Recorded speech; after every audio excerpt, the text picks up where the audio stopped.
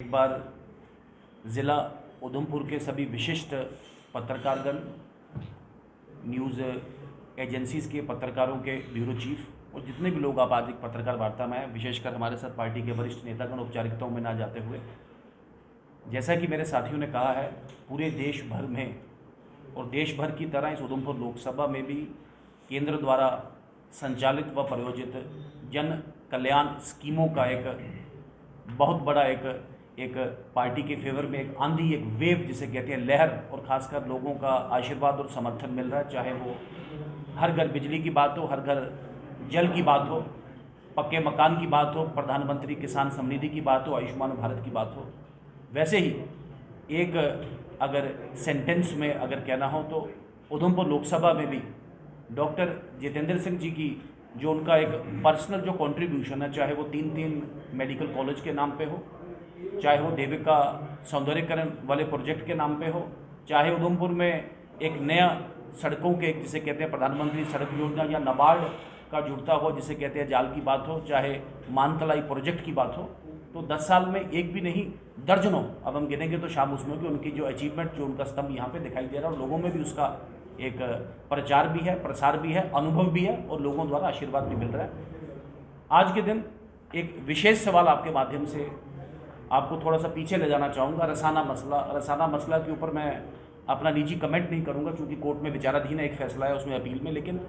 Congress, peoples Democratic party और national conference उस रसाना मसले में चौधरी लाल सिंह के लिए आपने कहा उनको सरकार से बाहर करें,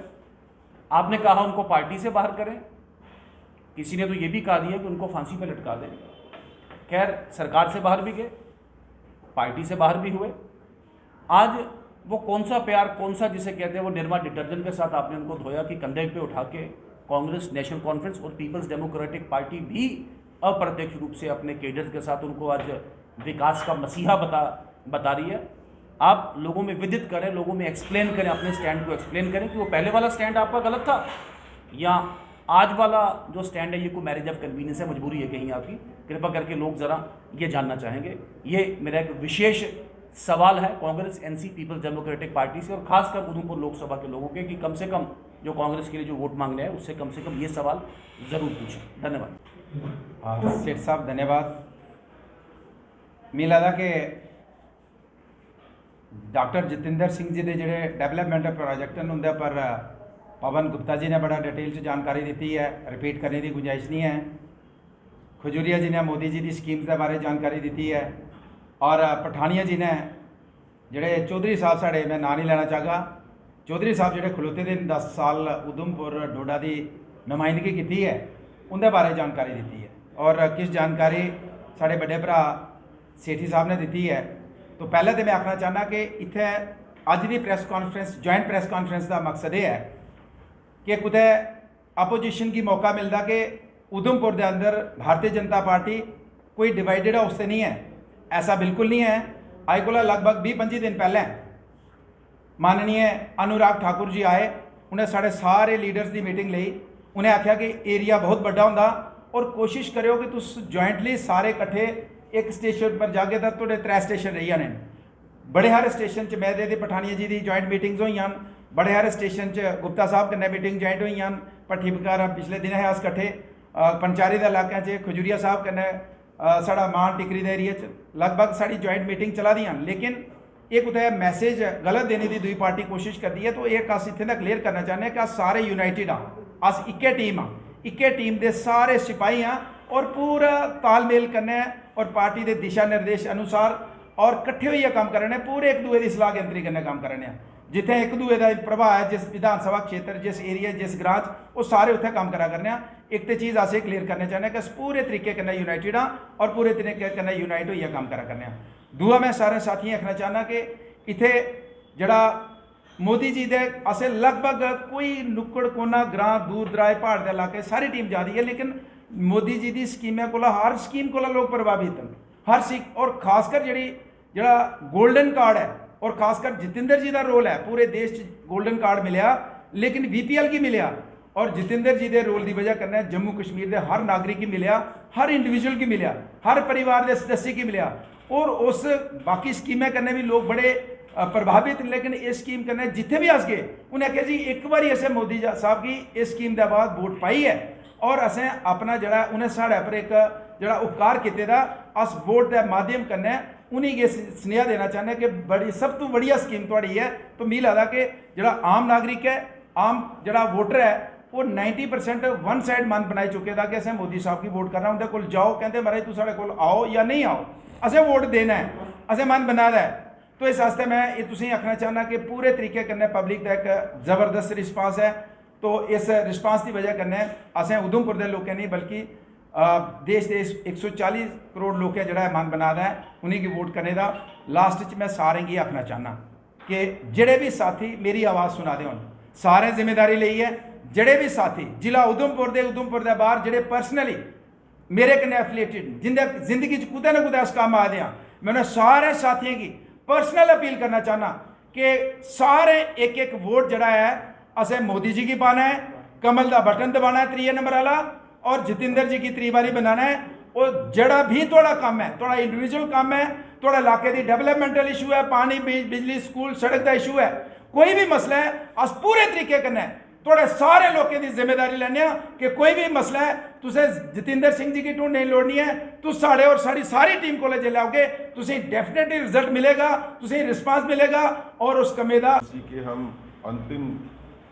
चरण के ऊपर पहुंच गए हैं। जिस तरह की कैंपेनिंग हो रही है और जिस तरह से लोगों की सपोर्ट हमारे को मिल रही है, हमें इसमें कोई बड़ी बात नहीं लगती कि हम अपने पिछले वाले विनिंग मार्जिन को भी पीछे छोड़ के उससे ज़्यादा बड़ी लीड से जीतेंगे। मुकाबला है